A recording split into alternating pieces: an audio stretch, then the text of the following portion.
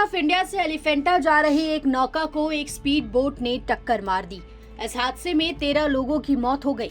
इसमें 3 नौसेना के कर्मी भी शामिल थे।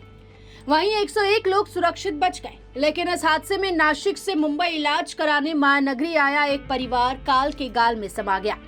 2 दिनों तक अस्पताल में इलाज के बाद परिवार समुद्री सफारी का आनंद लेने के लिए गेटवे ऑफ इंडिया इलाके में आया था, लेकिन उनकी खुशी अल्पकालिक थी।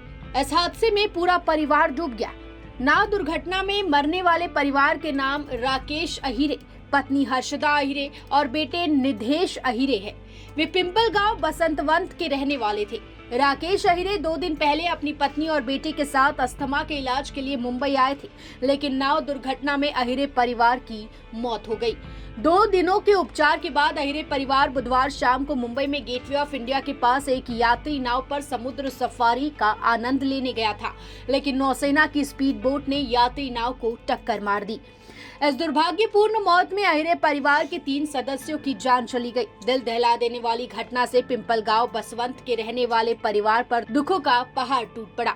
मृतक राकेश अहिरे के पिता नाना अहिरे का कंस्ट्रक्शन बिजनेस है। राकेश अस्थमा से पीड़ित थे। 7 साल पहले उनकी शादी कल्याण की हर्षदा से हुई थी।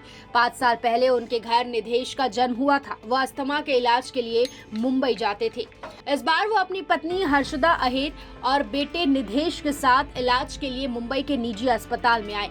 इलाज कराने के बाद वे मुंबई के गेटवे ऑफ इंडिया पर समुद्र सफारी का आनंद लेने गए, लेकिन पूरे अहिरे परिवार की मृत्यु हो गई जब एक नौसेना की नाव एक यात्री नाव से टकरा गई। राकेश अहिरे डूब गए और उसकी मौके पर मौत हो गई, जबकि पत्नी हर्षदा और निधेश की इलाज के दौरान जान चली गई। अहिरे परिवार के 3 सदस्यों के ऐसे दुखद अंत से परिवार सहित पूरा गांव शोक के माहौल में है।